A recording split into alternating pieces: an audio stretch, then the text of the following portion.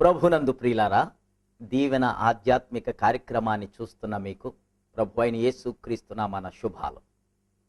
వారం వారం ఈ కార్యక్రమాన్ని ఈ ఛానల్లో మీరు వీక్షిస్తున్నందుకు మీకు వందనాలు. ప్రభు మెండుగా మిమ్మల్ని దీవించాలని కోరుతా ఉన్నాను, ప్రార్థిస్తూ ఉన్నాను. మీ ప్రార్థన అవసరతలు, మీ యొక్క సమస్యలు ఈ రోజే మాకు తెలియచేయండి. టెలిఫోన్ ద్వారా కానీ ఉత్తరము ద్వారా కానీ ఈరోజే మీరు మా ప్రేయర్ టవర్కు, దీవెన ప్రేయర్ సెంటర్కు మీరు తెలియచేయండి. ఈ ప్రేయర్ టవర్ యొక్క నెంబర్స్, టెలిఫోన్ నెంబర్స్ ఇప్పుడు స్క్రీన్ మీద మీకు కనబడతా ఉన్నాయి. ఈ స్క్రీన్ మీద కనబడే నెంబర్లకు మీరు ఫోన్ చేయండి. దైవజనులు, పరిశుద్ధాత్మ పూర్ణులు, ప్రార్థనా వీరులు మీ ప్రార్థన అవసరతలు విని మీ కొరకు ప్రార్థన చేస్తారు. అలాగనే మీరు ఉత్తరాలు రాయండి. ఉత్తరాలు రాస్తే ఆ ఉత్తరాలు మేము చదివి మా ప్రార్థన సెంటర్లో మేము వాటి కొరకు ప్రార్థన చేస్తాం. ఏదో టెలివిజన్ కొరకు మేము ప్రేయర్ సెంటర్ పెట్టలా. అనేక సంవత్సరాల నుండి టెలివిజన్ పరిచర్యలోనికి మేము రాకముందు నుంచి అనేక సంవత్సరాలుగా ఈ యొక్క rock Church of India prayer tower ఉంది. ప్రతిరోజు ప్రార్థనలు జరుగుతూ ఉన్నాయి. మీ గురించి కూడా ప్రార్థన చేసే బాధ్యత దేవుడు మాకు అప్పగించాడు. గనుక take this opportunity and be blessed by the prayers of men and women of God. పరిశుద్ధులైన దైవజనుల ప్రార్థనలు మీరు చేయించుకుని దేవుని ఆశీర్వాదాలు పొందండి. ఈ కార్యక్రమంలో మీకు ఆశీర్వాదకరంగా ఉన్నట్లయితే ఈ వాక్యం, ఈ అనుభవం, మీరు రాజమండ్రి ఎప్పుడైనా వస్తే ప్రతి ఆదివారం అద్భుతమైన ఆరాధన, పరిశుద్ధాత్మ ఆరాధన జరుగుతుంది Rock Church of India worship సెంటర్లో. Feel free to come and worship the lord with us. రండి, సంతోషంగా రండి. దేవుడు తన ఆత్మతో మిమ్మల్ని నింపి అభిషేక ఆరాధనలో పాల్పొంది, ఆత్మతో శక్తితో నింపబడి, దేవుని వరములతో నింపబడి, రక్షణానందము పొందుకొని, సంతోషం, సమాధానంతో, స్వస్థతతో మీ ఇండ్లకు మీరు వెళ్తారన్న గొప్ప నమ్మకం, విశ్వాసం నాకుంది. కనుక మీరెక్కడి వారైనా సరే, ఎంతటి వారైనా సరే, ఏ విధమైన భేదం లేదు.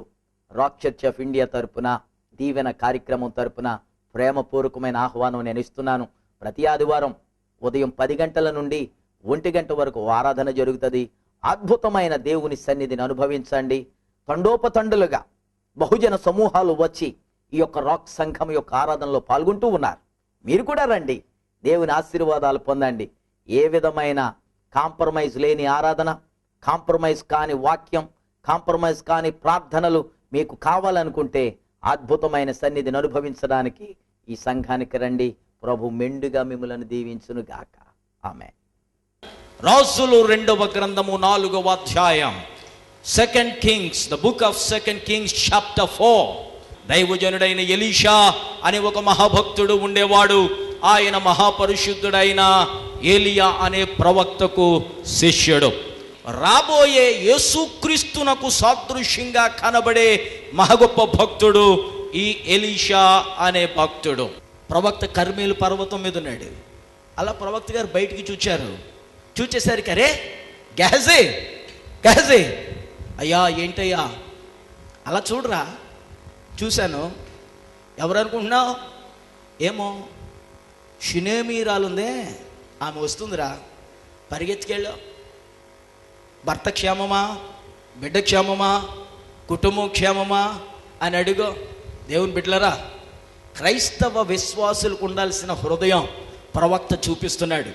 ఎవరైనా ఒక వ్యక్తి క్రీస్తు సంఘములో నీకు తెలిసిన వ్యక్తి కనబడినప్పుడు వారిని పలకరించి, అయ్యా, అమ్మా, నీ బిడ్డ క్షేమమా, నీ భర్త క్షేమమా, నీ భార్య క్షేమమా, నీ వ్యాపారం బాగుందా, నీ ఉద్యోగం బాగుందా అని అడగడంలో ఏ విధమైన తప్పు లేదు, సరికదా. అడగవలసిన బాధ్యత ఉందని ప్రవక్త తన శిష్యునికి నేర్పుతా ఉన్నాడు. కొంతమంది విశ్వాసులు ఉన్నారే, ఆవిడ ఎలా ఉంటే నాకేంటండి, నేను నా పిల్లలు, నేను నా వ్యాపారం, నేను నా ఉద్యోగం, నేను నా కుటుంబం, నేను అంతే. ఎవరు వెళ్ళకపోతే నాకు అనవసరం. సంఘంలో ఎవరు ఎలా ఉంటే నాకెందుకో, సంఘంలో ఎవరు బ్రతుకుంటే, ఎవరు చచ్చిపోతే నాకెందుకో, ఎవరు ఆశీర్వదించబడితే, ఎవరు దివాలా తీస్తే నాకెందుకో, ఎవరు ఏమైపోతే నాకెందుకో అన్నది క్రీస్తు విశ్వాసికి తగదు. నీ తోటి సహోదర సహోదరులు దేవునిలో వర్ధిల్లుతున్నారా లేదా, వారి యోగక్షేమాలు తెలుసుకొనడం అది ప్రభువు నీకు పెట్టిన బాధ్యత. కేవలం పాస్టర్ల బాధ్యతే కాదదే, కేవలం సంఘ నాయకుల బాధ్యతే కాదది, కేవలం సంఘ పెద్దల బాధ్యతే కాదు. ప్రతి విశ్వాసికి దేవుడు అప్పగించిన బాధ్యత. గెహజీ వెళ్ళాడు, అమ్మా నీకే అమ్మానా అని బాగానే ఉన్నాయా, ప్రవక్త గారు ఎక్కడున్నారు, కొండ మీద ఉన్నారు, వెళ్ళిపోయింది. గెహజీ అడిగితే అన్నీ బాగానే ఉన్నాయన్నది, వెళ్ళి ప్రవక్త కాళ్ళు మీద పడ్డది. ఈ విషయం ఏమి నేర్పుతుందో తెలుసా మనకి?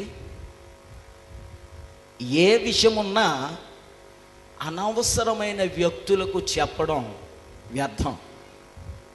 ఏదైనా విషయం ఉంటే ఏ వ్యక్తికి ఏ విషయం చెప్పాలో అది తెలుసుకోవాలి ముందు క్రైస్తవ విశ్వాసం.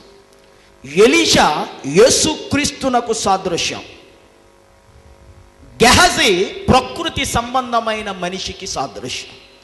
నీ సమస్యలు ప్రకృతి మనస్సు ఉన్నవాడికి, స్వార్థపూరితమైన మనస్సు ఉన్నవాడికి, శారీరక సంబంధమైన లోక సంబంధమైన ఉద్దేశాలు ఉన్నవాడికి చెప్పడంలో ఏ విధమైన ప్రయోజనం లేదో అని ఈమె మనకు నేర్పుతున్న ఒక సత్యం.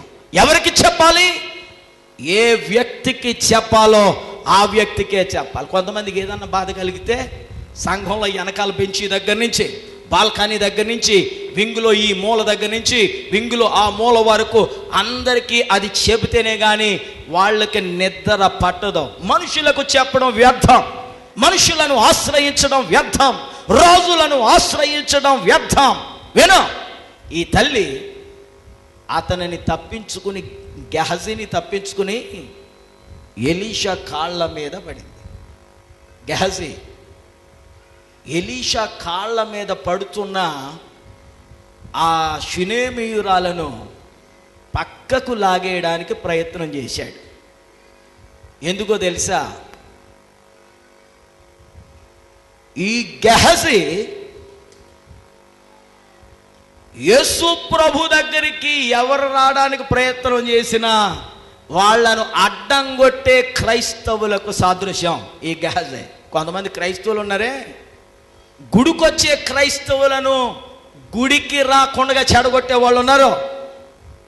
దేవుని దగ్గరకు పరిగెత్తుకొని ఈ అవసరతను బట్టి, ఈ సమస్యను బట్టి, ఈ శోధనను బట్టి, ఈ వ్యాధిని బట్టి, ఈ ఇరుకును బట్టి, ఈ ఇబ్బందిని బట్టి నేను నా దేవుని సన్నిధికి వెళ్తున్నాను అని ఎవరైనా చెప్తే ఊరికమ్మా, గుడికి వెళ్తే వెంటనే నీకేమన్నా అద్భుతం జరుగుతుంది ఏంటి?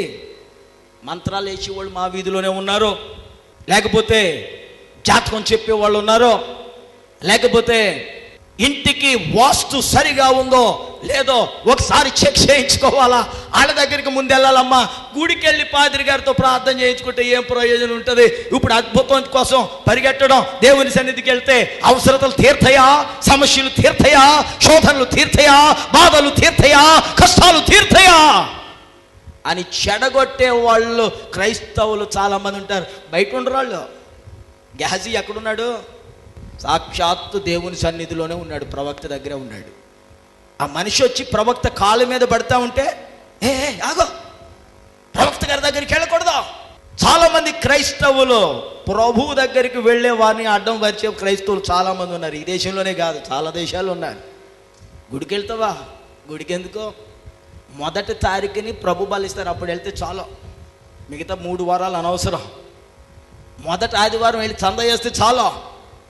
మొదటి ఆదివారం గుప్పుడు బియ్యం పట్టుకెళ్ళి ఆ డబ్బాలు ఉంటే ఆ డబ్బాలు వేస్తే చాలు. మొదటి ఆదివారం 4 కాయగూరలు పట్టుకెళ్ళి దేవుని సన్నిధిలో వేస్తే చాలా, 4 డబ్బులు పట్టుకెళ్ళి దేవుని సన్నిధిలో వేస్తే చాలా. మామూలుగా వెళ్ళక్కర్లా, అస్తమానం వెళ్ళక్కర్లా, ప్రభు పాదాల మీద పడక్కర్లా, ఉపవాస కూటాలకు వెళ్ళక్కర్లా, నియామక కూటాలకు వెళ్ళక్కర్లా, దేవారాత్రులు దేవుని సన్నిధిలో కనిపెట్టడానికి వెళ్ళక్కరలా, ప్రార్థించడానికి వెళ్ళక్కరలా అని చెప్పే ప్రతి క్రైస్తవ విశ్వాసి గెహజీని పోలి. అవునండి పాస్టర్ గారు, గెహజీ అంటున్నారు, గెహజీ యొక్క వ్యక్తిత్వం ఏంటండి అని అడిగితే, గెహజీ అనే పేరుకు 2 రకాలైన అర్థాలు ఉన్నాయి.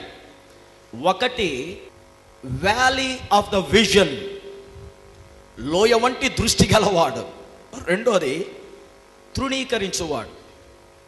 మొదటి అర్థం ఈస్టర్న్ డిక్షనరీ ఇస్తుంది, రెండవ అర్థం యంగ్స్ డిక్షనరీ ఇస్తుంది. ఈ 2 బైబిల్ డిక్షనరీలే. వీడికి చాలా లోతైన సూక్ష్మ బుద్ధి ఉంది, కానీ శారీరకమైన బుద్ధి, లోయ ఎంత లోతుగా ఉంటుందో, ఒకవేళ లోయలో గనక బస్సు పడితే సాల్తీలు ఎలాగా గల్లంత అవుతాయో, వీడి దృష్టి అలాంటిదే. ప్రకృతి సంబంధమైంది, శారీరక సంబంధమైంది, అది ఆత్మ సంబంధమైంది కాదు. ప్రవక్త దగ్గర ఉన్న ఆ యొక్క శిష్యునకు ఉండవలసిన దృష్టి కాదు, హృదయము కాదు, మనస్సు కాదు. లాగేస్తున్నాడు, వెళ్ళకో ప్రవక్త దగ్గరికి వెళ్ళకో. ప్రవక్త అంటాడు, ఆగురా ఆగు, ఈమె చూస్తుంటే హృదయం అంతా వ్యాకులంతో నిండినట్టుంది, బాధతో ఉన్నట్టుంది, రానే ఏమ్మా ఏమైంది? ఏమయ్యా, నాకు బిడ్డ వద్దని చెప్పాను కదా, బిడ్డని ఇచ్చారు, ఇప్పుడు ఆ బిడ్డ చనిపోయాడు, ఎందుకు ఇచ్చావు, ఎందుకు తీసుకున్నావు అని ఆమె గొగ్గోలు పెడతా ఉంటే అక్కడ ఒక విచిత్రమైన విషయం జరిగింది. గెహజీతో ఆయన అన్నాడు, గెహజీ నువ్వు నడుము కట్టుకుని నా దండం పట్టుకుని మాకు ముందెళ్ళు, ఆ కుర్రోడు మీద పెట్టు, వాళ్ళు వేస్తాడు, వెళ్ళి. ఇంగ్లీష్లో అంటాడు గెట్ రెడీ అంటాడు, గెట్ రెడీ. తెలుగులో అంటాడు నీ నడుము కట్టుకుని బయలుదేరు. దారిలో ఎవడైనా నమస్కారం పెడితే పెట్టుకో, ఎవడికి నమస్కారం చేయకో, ప్రతి నమస్కారం చేయకో. అంటే లోకంలో లావాదేవీలు ఏం పెట్టుకోకు, నువ్వు దేవుని చేరడానికి వెళ్తున్నప్పుడు. లోకముతో స్నేహం చేయకో, నువ్వు దేవుని సన్నిధికి వెళ్తున్నప్పుడు. లోకానుసారమైన పద్ధతులను నీ హృదయంలో, నీ శరీరం మీద మోసుకుంటా దేవుని ఆలయానికి వెళ్తే దేవుని కార్యాలు జరగా. ఈయన వెళ్ళిపోయాడు, దండం పెట్టాడు కుర్రోడు మీద.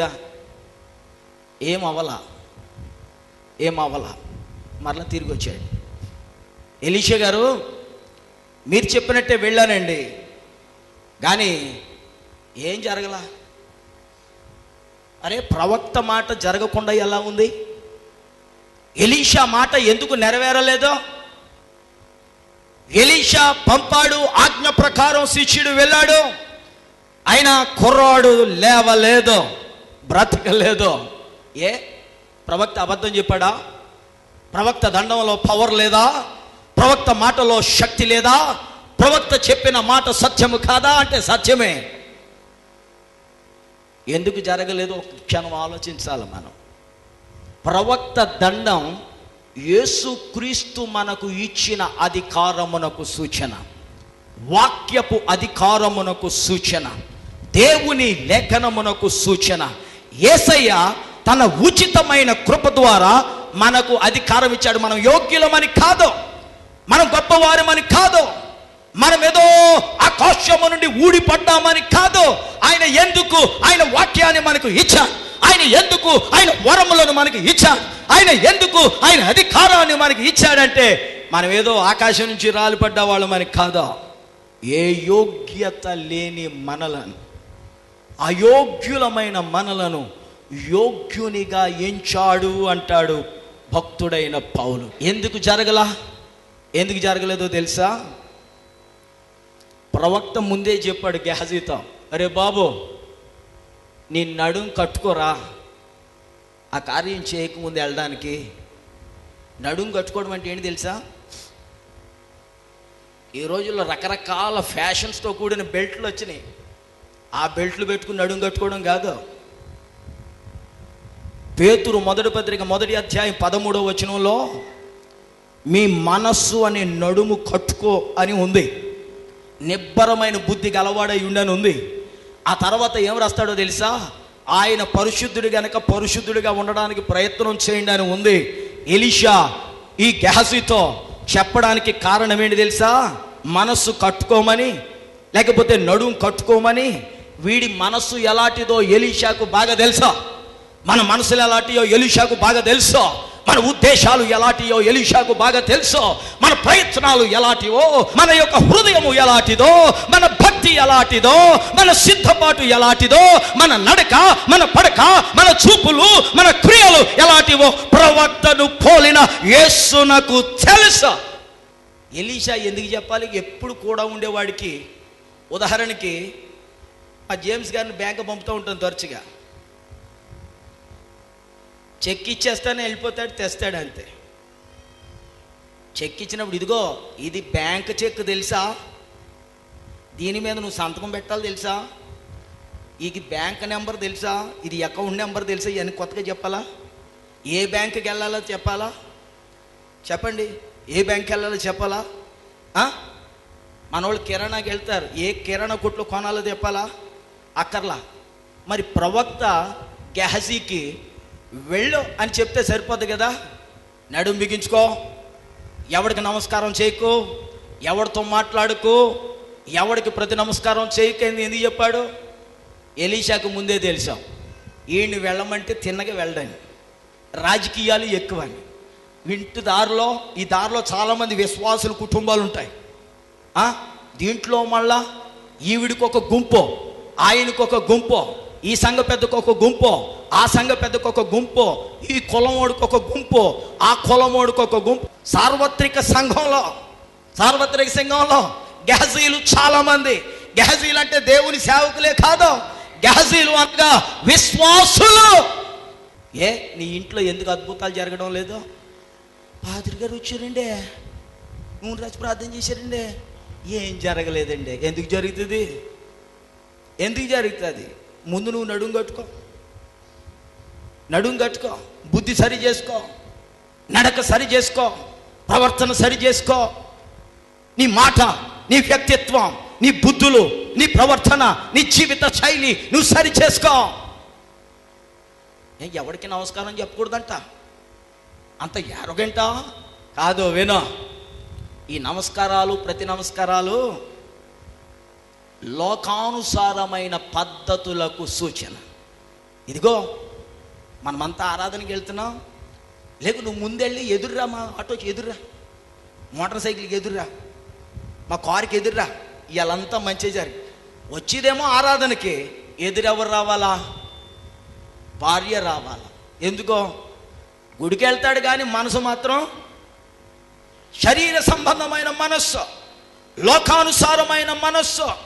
గుడికి వెళ్తాడు, బాప్తిసం తీసుకుంటాడు, బుద్ధులు మాత్రం మారడంలా, ప్రవర్తన మాత్రం మారడంలా, జీవిత విధానం మాత్రం మారడంలా. ఎంతో కాలంగా ఎలీషా దగ్గర ఉన్నాడు, అయినా సరే ఎప్పుడు ఎక్కడికి వెళ్ళి ఏదన్నా అద్భుతం చేసినామంటే ఇదిగో గెహజీ నడుం గట్టుకే, ఎవరితో మాట్లాడికే, ఎక్కడికి పంపితే అక్కడికి తిన్నగా వెళ్ళి తిరిగిరా అని చెప్పాల్సి వస్తుంది. అన్ని సంవత్సరాల సీనియారిటీ ఉన్న విశ్వాసికి దేవుని వాక్యం ఇచ్చే అధికారం ఎలాగున చేపట్టాలో, దేవుని వాక్య ప్రకారమైన అద్భుతాలు ఎలాగున చేయాలో, ఎలాగున అనుభవించాలో చెప్పాలా కొత్తగా? మీలో చాలామంది విశ్వాసులు ఉన్నారు, బైబిల్ ఎలా చదవాలో చెప్పాలా, ఎక్కడి నుంచి మొదలు పెట్టాలో చెప్పాలా, దేవుని యొక్క ప్రార్థన ఎలాగన చెయ్యాలో చెప్పాలా. చెయ్యాలో చెప్పాలంటే, ఒకవేళ చెప్పాల్సి వస్తుందంటే దాని అర్థం ఏంటి? వినుట మట్టుకు వింటున్నారు కానీ దాని ప్రకారం చేసేవారు కాదు. ఈయన ప్రవక్తతోటే ఉంటాడు కానీ ప్రవక్త బుద్ధులు లేవు. చాలామంది క్రైస్తవులు అని పేరు కానీ క్రీస్తు యొక్క మనస్సు కానీ క్రీస్తు యొక్క క్యారెక్టర్ కానీ ఉండదు. చందాలు ఇస్తారు, కానుకలు ఇస్తారు, వెండి బంగారాలన్నీ పట్టుకొచ్చి దేవుడు గుళ్ళో వేస్తారు, కానీ క్రీస్తు క్యారెక్టర్ లేదు. ఫిలిప్పీలకు రాసిన పత్రిక 2వ అధ్యాయంలో ఉంది, క్రీస్తునకు కలిగిన ఈ మనస్సు మీరును కలిగి ఉండండి. ఎందుకు ఆ పిల్లవాడిని లేపలేకపోయావు గెహజీ? మనస్సు కట్టుకోవడం చేత కాదు. బట్టలు కట్టుకోవడం చాలా వచ్చు, కానీ ఏం ప్రయోజనం? బైబిల్ ఎట్టుకొస్తా, బైబిల్లో ఏముందో, ప్రకటన గ్రంథం ఎక్కడుందో తెలియదు, సామెతలు ఎక్కడుందో తెలియదు. ఎందుకు? దేవుడిచ్చిన అధికారం. ఆయన అంటాడు మార్కు సువార్త 16 అధ్యాయంలో, మత్తయి సువార్త 28వ అధ్యాయంలో, నన్ను విశ్వసించిన వారు నా నామమున దెయ్యాలు. అపోస్తుల కార్యాల్లో కొంతమంది కుర్రోళ్ళు అపోస్తులు చేస్తున్నది బాగానే ఉంది, ఇది కొంచెం వ్యాపారంగా మార్చుకుంటే చాలా లాభం వస్తుంది అనుకున్నాను. స్కేవా కొడుకులు, స్కేవా అనేవాడు కొడుకులు, స్వార్థం గెహజీ, శరీర సంబంధి గెహజీ, లౌకికమైన వాంఛలకు చిహ్నం గెహజీ. నీ సంగతి ఏంటి? దేవుని కార్యాలు జరగవు. చివరికి స్కేవా కొడుకులకు మిగిలింది గాయాలు, శరీరం మీద గాయాలు, శరీరం మీద కప్పుకోవడానికి బట్టలు కూడా దెయ్యాలు మిగల్చలేదు, బట్టలన్నీ చింపేసినాయి. వినండి, దేవుని కార్యాలు క్రీస్తు క్యారెక్టర్ లేకుండా ఎవరిలో జరగవు. ఆ షునేమి పట్టరస్తురాలు చాలా జ్ఞానవంతురాలు. అయ్యా నీ సేవకుడితో సరిపెట్టుకొని అయ్యా, నేను ఈ గెహజీ నా కొదుపును తీర్చలేడు, నా శ్రమను తీర్చలేడు, నా కొదువును, నా ఇబ్బందిని, నా కష్టాన్ని, నా శోధనను ఈ గెహజీ తీర్చలేడు. నువ్వు వస్తేనే కానీ నీ ఇల్లు విడిచిపెట్టి వెళ్ళేది లేదు. గుడికి వచ్చినప్పుడు మీరు తీసుకెళ్లాల్సింది ఏంటి తెలుసా? కొబ్బరి నూనె పట్టుకెళ్ళి ముక్కులో, చెవులో, నోట్లో వేసుకోవడం కాదు. వినండి, యేసయ్యా ఇదిగో యాకోబు నీతో పెనుగులాడినట్టు కన్నీరు కార్చి నీతో పెనుగులాడుతున్నాను. షునేమీయురాలు ఎలీషా కాళ్ళు పట్టుకుని విడిచిపెట్టకుండా బ్రతిమాలినట్టు నీ సన్నిధికి వచ్చి నీ కాళ్ళు పట్టుకొని నిన్ను పెనుగులాడుతున్నాను. ఎందుకో తెలుసా? నువ్వెక్కడ ఉండడానికి వీల్లేదు, నీవు నాతో నా ఇంటికి రావాలి. హల్లెలూయా. గుళ్ళోనే కాదు, నీ తోడు నాకు కావాలి. నేను ఎక్కడికి వెళ్తే అక్కడికి నువ్వు రావాలయ్యా. ఆమె పట్టుదల చూచి ఎలీషా ఆమెతో కూడా ప్రయాణం కొనసాగించాడు. ఇక్కడ ఒక వ్యక్తిని జ్ఞాపకం చేస్తున్నా. మార్కు సువార్త 5వ అధ్యాయం 20వ వచనం నుంచి చూస్తే, యాయీరు అనే సమాజ మందిరపు అధికారి కూతురు చావడానికి సిద్ధంగా ఉంటే యేసయ్య దగ్గరకు పరిగెత్తుకుని వచ్చి కాళ్ళ మీద పడ్డాడు. ఆయన అధికారం యేసు కాళ్ళ మీద పడడానికి అభ్యంతరకరముగా లేదు. కొంతమందికి దేవుని సన్నిధికి వచ్చి ప్రార్థనలో పాల్గొనాలంటే స్టేటస్ ఫీలింగ్ ఉంటుంది. యాయీరుకు అధికారం అడ్డం రాలా ప్రభు కాళ్ళ మీద పడడానికి, డబ్బు అడ్డం రాలా. అహంభావం ఉన్నవాడికి దేవుని కార్యాలు జరగవు. మీలో ఆశీర్వాదం పొందలేకపోవడానికి కొంతమందికి కారణం ఏంటో తెలుసా? మీకు మీ దేవునికి అడ్డుబండగా ఉన్నది ఏంటో తెలుసా? మీకున్న గర్వం, మీకున్న అహంభావం, నీ డబ్బును బట్టి, నీ ఆస్తిని బట్టి, నీ ఉద్యోగాన్ని బట్టి, నీ సెంట్రల్ గవర్నమెంట్ ఉద్యోగాన్ని బట్టి దేవుడు నీకు ఇచ్చిన ఆశీర్వాదాలే నీకు కొన్నిసార్లు నీకు నీ దేవునికి అడ్డుబండగా మారే ప్రమాదం ఉంది. Be careful. స్టేటస్ అడ్రాకూడదు, స్టేటస్ అడ్రాకూడదు. యాయీరు సమాజ మందిరపు అధికారి వెళ్ళి కాళ్ళ మీద పడ్డాడు. యేసయ్యా నువ్వు రావాలయ్యా, కూతురు చచ్చిపోతుందయ్యా. ఇంటికాడి నుంచి వార్త వచ్చింది, వదిలిపెట్టావు, చచ్చిపోయింది. ఇప్పుడు ఆయన వచ్చి ఏం చేస్తాడు? వచ్చాయి, సమాధి కార్యక్రమం చేసుకుందాం. ఆగండ్రా, ఈయన వచ్చి చచ్చిన నా కుమార్తె మీద ఆయన చెయ్యి ఉంచితే చాలు. షునేమీయురాలు పట్టుదల అదే. నీవు వచ్చి ఏ బిడ్డ అయితే నీ వరముగా నాకు ఇవ్వబడ్డాడో, ఏ దేవునికి ప్రతినిధిగా నువ్వు ఉన్నావో నువ్వు రావాలయ్యా. కళ్ళు మూయండి, ప్రార్థన చేద్దాం. ప్రభు అయిన యేసు ఎలీషాకు సాదృశ్యంగా ఉన్నాడు. ప్రభు అయిన యేసు ఎలీషా చేసిన ఈ అద్భుతానికి క్రీస్తు సాదృశ్యంగా ఉండి, క్రీస్తుకు ఎలీషా సాదృశ్యంగా ఉండి ఈ షినోమి పట్టణస్తురాలు ఇంటిలో దేవుడు అద్భుతం చేశాడే, నీ ఇంట్లో అద్భుతం చేస్తాడు నాన్న.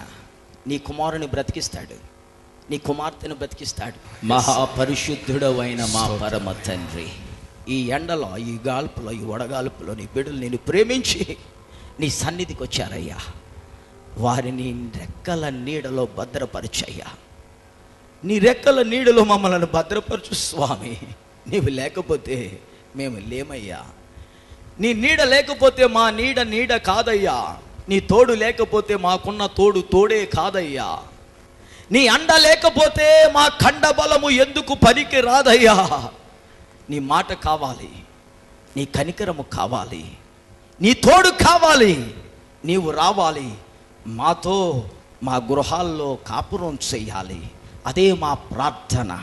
ఎలీషా షినోమీయురాలు ఇంటికి వెళ్ళిన రీతిగా నేడు నీవు మాతో మా ఇంటికి రావాలి. ఈరోజు షినోమీయురాలు తన ఇంటికి ఎలీషా ప్రవక్తను తీసుకొని వెళ్ళిన రీతిగా మేమును నీ పాదముల మీద పడి నిన్ను బ్రతుములాడుతున్నాం. రానాయన నా గుండెల్లోకి, నా ఇంటికి, నా గృహానికి నీ తోడు కావాలి, నీ నీడ కావాలి, నీ చూపు కావాలి, నీ దండము, నీ వాక్యము, నీ అధికారము, నీ ప్రభావము, నీ తోడు, నీ బలము, నీ జీవము, నీ పునరుత్థాన శక్తి మాకు కావాలి. యేసు నామము అడుగుచున్నాను పరమ తండ్రి, ఆమేన్, ఆమేన్. తండ్రి, కుమార, పరిశుద్ధాత్మ దీవెనలు బిడలారా మీకు నిరంతరము తోడయుండును గాక. ఆమేన్. మీ ప్రార్థన అవసరతలకు మమ్మను సంప్రదించండి.